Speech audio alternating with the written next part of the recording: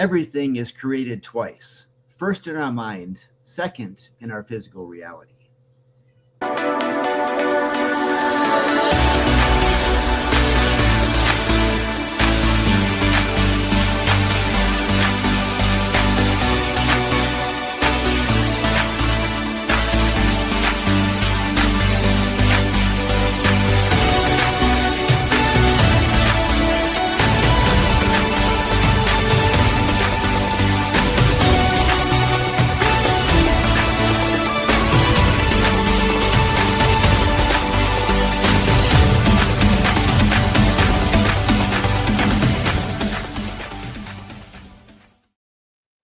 What is up, champions? Welcome to another episode of Champion Reads, where we talk about best-selling books and their best principles to help you out with your best life. I'm your co-host, Willie Blake. I'm here also with my other co-host, Mr. Ian Stermer, and our guest at this point, right? Founder of Champion Circle, Mr. Jon Kovach Jr.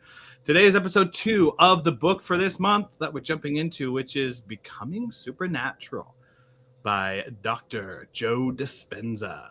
And if you are on video, John has it up on screen. What a beautiful book.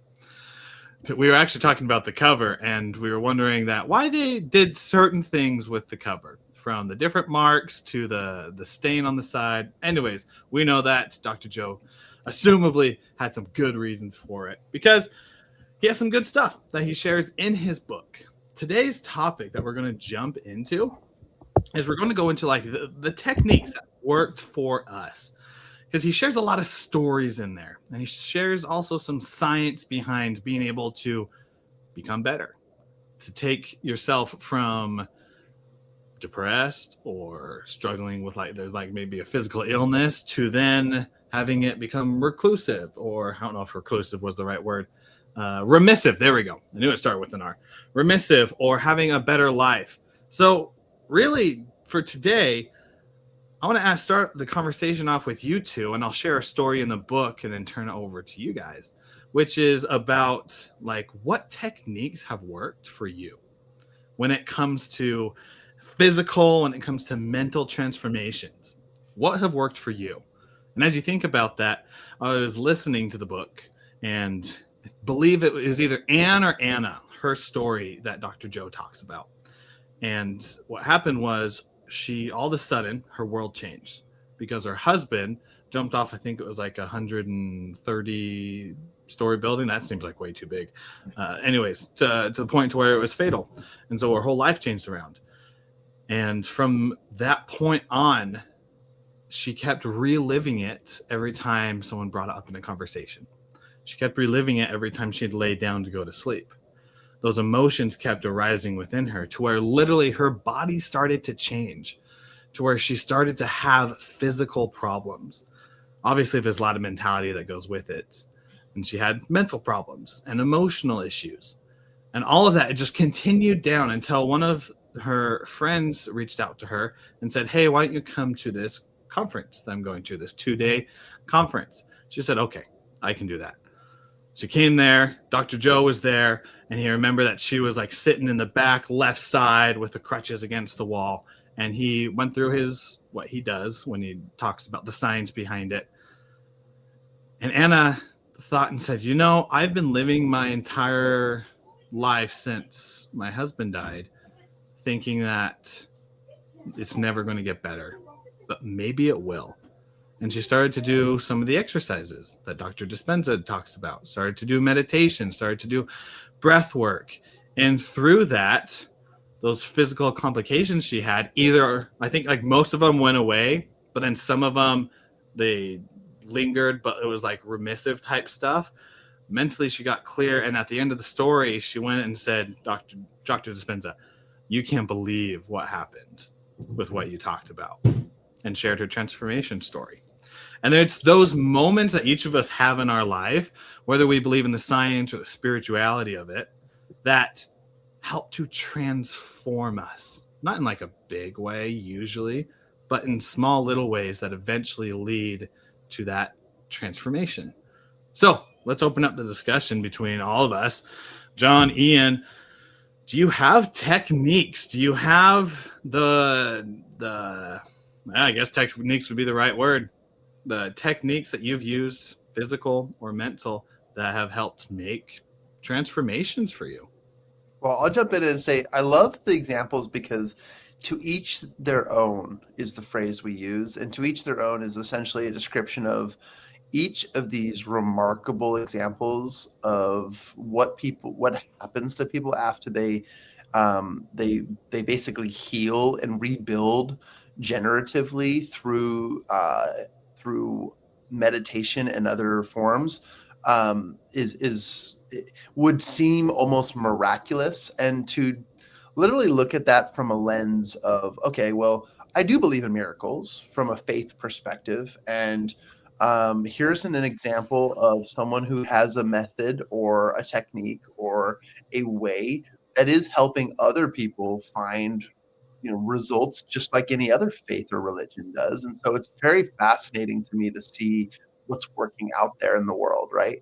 And it got me thinking, like, what are some of the things that I do personally? Because I don't need to clear up eczema or some sort of skin rash reaction to stress and anxiety. And instead, I've got other things like back pain or joint pain or things that just like really, really start to hurt.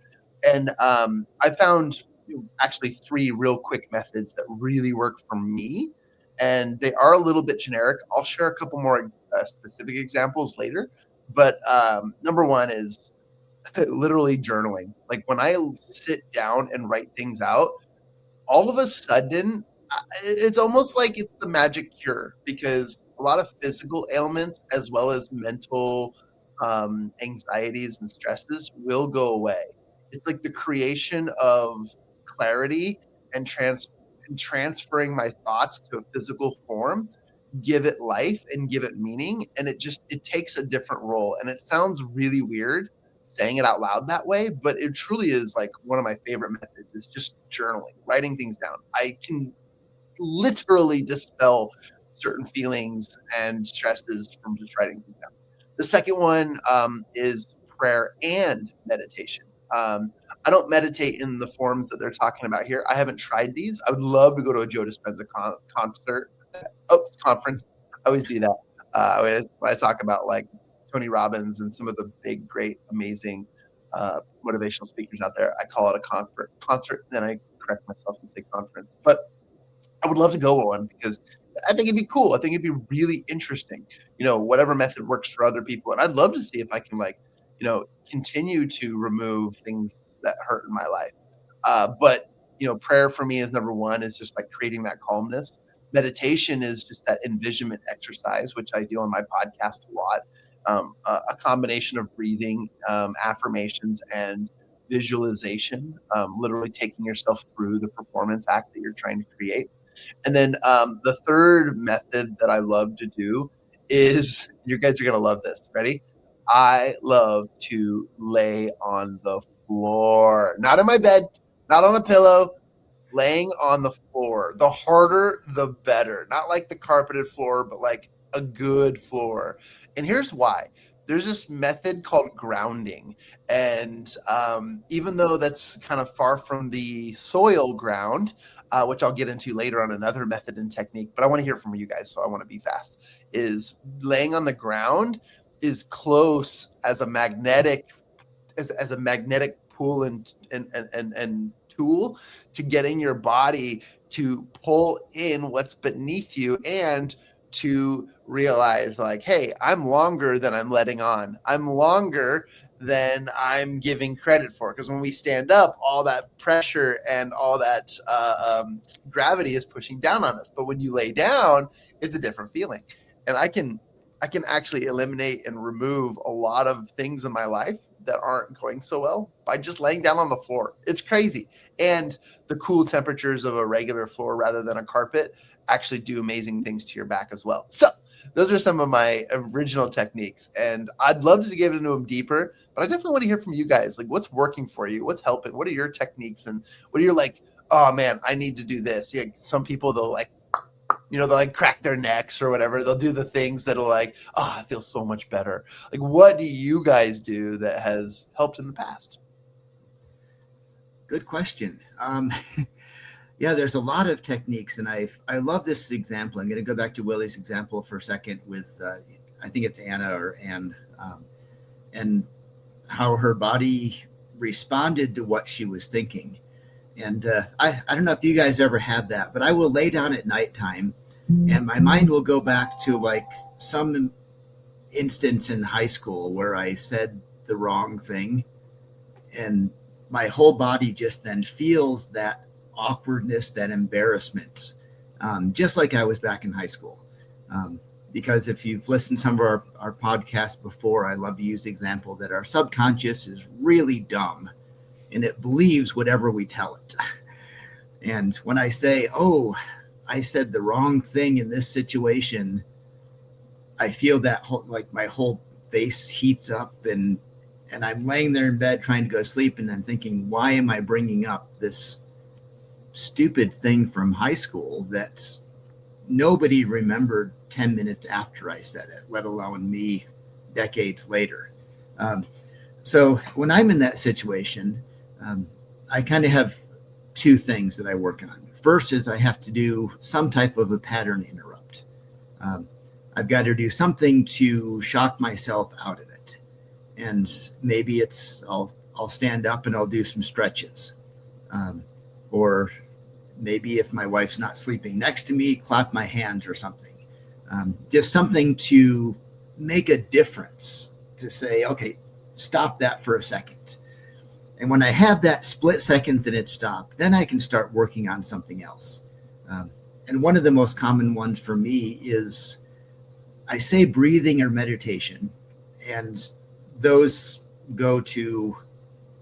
can go to huge levels. They don't with me. They're very simple, but just breathing. And I quite often do a 4, 5, 6, where I breathe in through my nose for 4, hold it for 5, exhale for 6, and listen to my breathing. And that does a few things. One, physiologically, that's been shown to calm a person down by doing that breathing. And that helps that. It allows my mind to focus on something different once I've been able to break that pattern for a second and replace it with that calming breathing amount. So it's meditative breathing, I guess, in the most low level of anything with that. I've been through some breathing classes in the advanced techniques, and I just don't understand those yet. I need to practice those, but just the simple side. Pattern interrupts and then a breathing meditation helps to calm me down and move my body back into that calmer physiological state, so I'm not stressed by those things. And I find myself in when I hit those stressful situations, when I'm out there doing things, talking to people, it's like, dang, I need to get out of this conversation so I can stop and breathe for a second. So I need to find a way to do that when I'm talking to other people. But for me, that's the biggest one, just to calm my body down. Pattern interrupt with meditative breathing. Great techniques.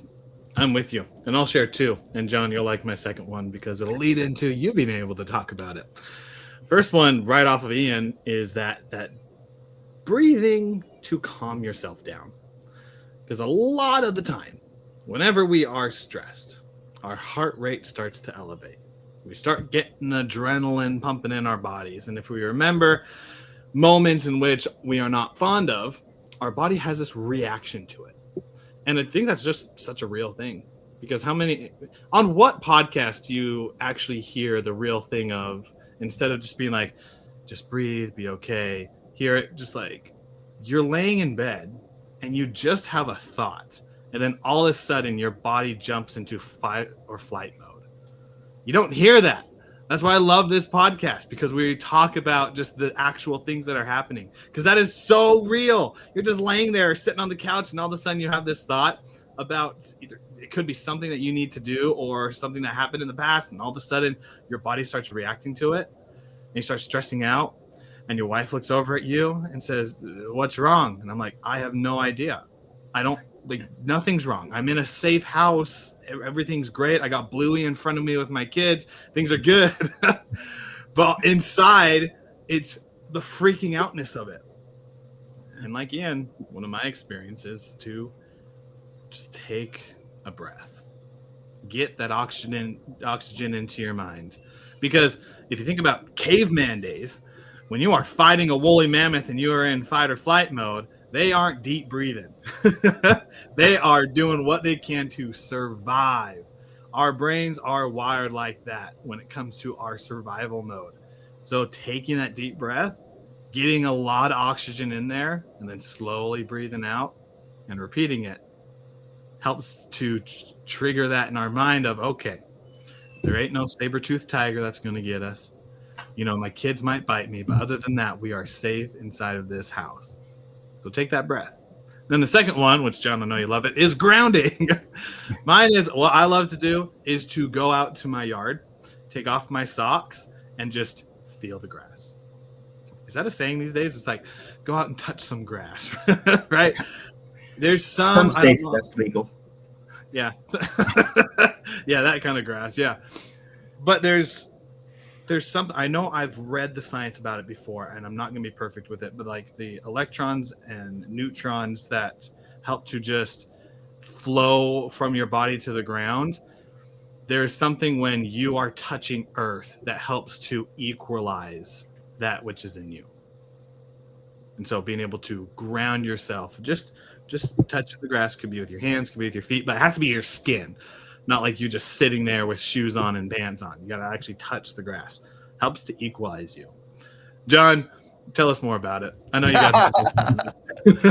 Well, first of all, I want to quickly sum up a couple of thoughts that were shared. One, I love pattern interrupts. And a clarification on my end for pattern interrupts is not giving yourself the excuse that you just need to go distract yourself with like a phone or TV. That's not a pattern interrupt. A pattern interrupt is like an abrupt activity that changes your thought patterns and processes and your breathing and molecular structure. So I highly, highly agree with Ian on pattern interrupts. Like literally, like if you're going through something, to like remove yourself from the environment and start an adrenaline pump run or something, yelling, barking like a dog, like things like that that can really interrupt. And even as little as like, okay, I just need to like step outside and breathe, like things that will really help you interrupt what's going on in your thought processes and remove you from the situation. Those are some of the coolest ones. Also to you, what you said, Willie, like I love breathing exercises and I love just like being cool, calm, and collected all the time. Everything to me is like a game. So I feel like my life is just like one giant like video game where I'm like leveling up all the time. And so whenever I start to feel my energy or my health or my HP drain, like I think of it in that terms and I'm like, okay, I need to do something to improve that. Oh, look, banana, got leveled up, you know, like something that will just like completely change my life. But you're absolutely right about grounding. And there are many methods, and the science behind it is this, is like what materials can fuel you more. Well, in the world of astrology, there's also a love for like crystals and rocks and things. And I've done a lot of research on this because I'm like, how does it work? Like what's cool about this new study and reasons. And unfortunately, not all of its study is more of its belief system. But I think that the beautiful part of it is I've been to a store. Raise your hand if you've ever bought a rock. Oh, What, a rock? You never bought a rock? You never been to a rock store and bought a rock? Oh, yeah, I guess like a little gem rock or something like that. Yeah. Perfect. Okay, so that rock, whether it be commercialized or literally picked out from a beach somewhere, that rock has nature power. Okay, and if you ever take like one of those cool rocks that you bought. Okay, I have a couple. I've been sold on a bunch of like healing powers and whatever on certain rocks. Do I do this on a regular basis? I don't, but I know people do. So out of respect to them, I'm not laughing or mocking it. I'm just telling you what I've tried and experienced. So I've held a rock. It's a green rock. I can't tell you what kind of rock it is, but I've been told that it has the powers to help one harness more of a healing and a more prosperous mindset. And so I'll hold this rock in my hand. Well, the longer you hold it and the tighter you hold it, your hand will start to do something. And your hand will start to absorb the temperature of that rock. And you'll feel this like buzzing, almost like a numbing sensation, because the rock is significantly colder than your skin. And all of a sudden you'll feel what feels like a transfer of energy. And you'll feel energy pouring into your hand when you hold tightly onto this rock. It's remarkable. It's amazing. And I call that grounding. It's an absorption. It's sponging up energy from one natural resource into another natural resource. And that's what grounding is. So grounding in the form that Willie was talking about is putting your feet on dirt or grass or nature. Go hug a tree. Like, I love that phrase because that is actually absorption. It's transmutation.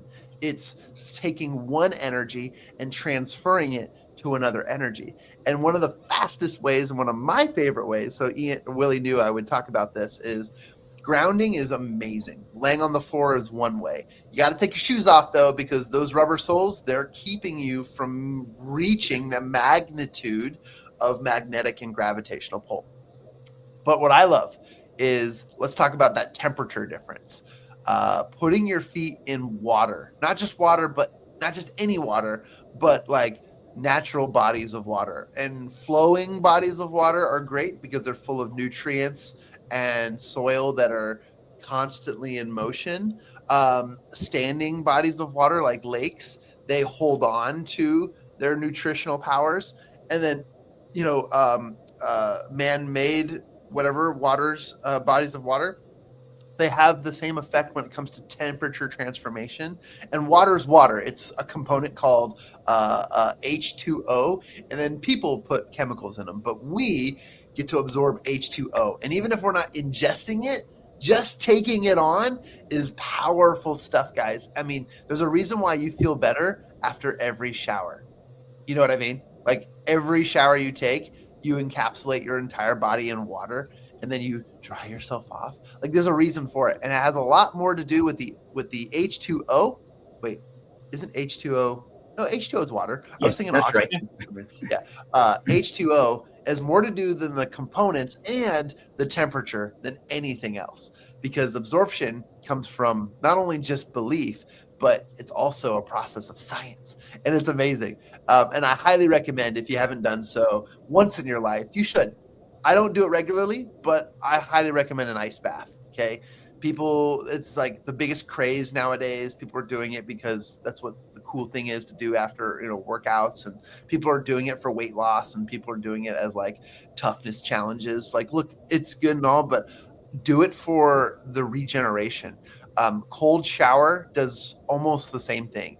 A quick splash of cold water on your face is a total pattern interrupt. There's some really cool methods and techniques out there that can really transform your body and change your life. And they've helped me in many, many ways. So I'll kind of get off my high horse on this, but I have a tradition, and that is when I'm traveling with my wife or anywhere, and I see a body of water that's safe enough to approach, I take the intentional time to take off my shoes and socks and to walk down and put my feet in that body of water. I've done it all over the world, and I tell you, it is really, really powerful. And yes, I will live to be 1,000,000 years old because it is really amazing. But I won't actually live to be that long. But I have this like thing where I can take in the nutrients of the earth from all over the world, and it's powerful stuff. And it can change your mindset on a lot of things. And it's just a great little therapeutic way to give your body a little bit of free therapy rather than paying hundreds of dollars to going to your masseuse. Although that's my third option. Go to a masseuse, get a massage, practice what the body needs, and it's moving things around that haven't been moved in years. Anyways, I could tell you so many different examples of the story, but I shall yield my time as your guest. Okay. You hit a key word that I want to talk about. I know, massage. It's amazing. Well, I'm just kidding. That was one of them. Oh, I thought it was hug a tree. Go ahead, Ian. I'm sorry. No worries. Intentional. Now, as you know, I'm the skeptic in the group here and a lot of things. But, I have my own spiritual beliefs, and because I have my own, I have to allow everyone to have their beliefs as well. But I want to say for a minute, the idea of intention, whether something is real or you believe it is real, oftentimes doesn't make a difference. Whether that rock has real powers or you believe it does is irrelevant to the fact that it changes how you feel. And sometimes that intentionality is all it takes. So you're talking about grounding. Remind me of an experience. So my favorite place to go on vacation is Japan. I've been able to go there a few times. And probably the third or fourth time I had gone there, I was out in a park walking around, and it hit me that I never actually touched Japan. I walked around on sidewalks in shoes and, had a shower or a bath there, which were wonderful, but I never touched the actual earth of Japan. So I stopped and I kind of squatted down, and I took my hand and I slowly reached down and just pushed it into the grass to feel that dirt underneath it. And there was this wonderful feeling of like the energy, the history, all of this of Japan moving up through my fingers. Now, do I believe it was the mystical energy of Japan? Honestly, no. Do I believe that I was focused and intentional on feeling that? Absolutely. And did I feel something from it? Yes. It was a real feeling to me.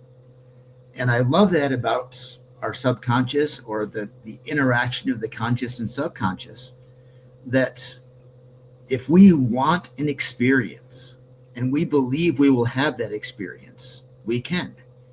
Whether it's psyching us up for, the decathlon, whether it's wanting to feel the history of a country we're visiting, we can feel those things in ourselves.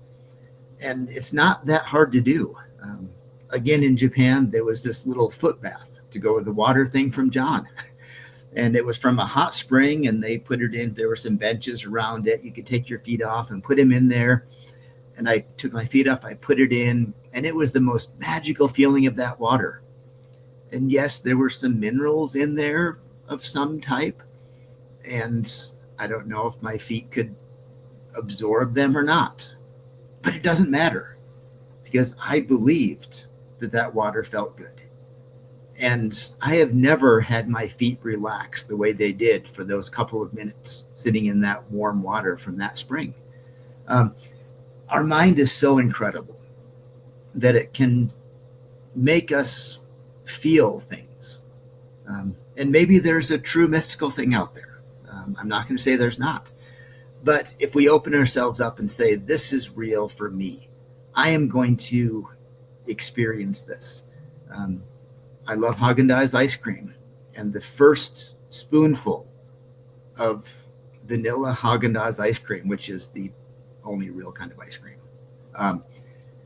I slowly move it to my mouth and I anticipate that feeling. And I know that it is just going to wash over my entire body with that creamy, sweet, heavenly taste. And it does, because I believe it's going to do that. So believing things, anticipating, building it up in your mind, just has restorative powers, healing powers for us. And I love that. And Dr. Dispenza goes into so much of this that I really agree and love. So let your body believe things, anticipate, get excited about it, and you're going to feel those good things. And you're going to do the bad things as well. So quit thinking that. Let yourself think the good things. Mind over matter seems to overly simplify, but really that's the truth of it. Mind over matter. Well said. Yeah, here's the thing too. Two people can go to a Tony Robbins goodness, Jon. Conference. Two people can go to a Tony Robbins conference. Energy around, always going to be exciting. Always do the fire walk. The people that they have there, the environment of what these two people experience outside is the exact same. One can take away so much, and another can say, I can't wait to get back to the hotel room. Out of both of those, even though everything around them is the same, the feelings that they have and the things that they take away are different. So I agree with Ian on that, is that what we believe inside, what we think and what we want affects how we experience something. So as we wrap this up, I want to ask each of you, what is your favorite technique and why?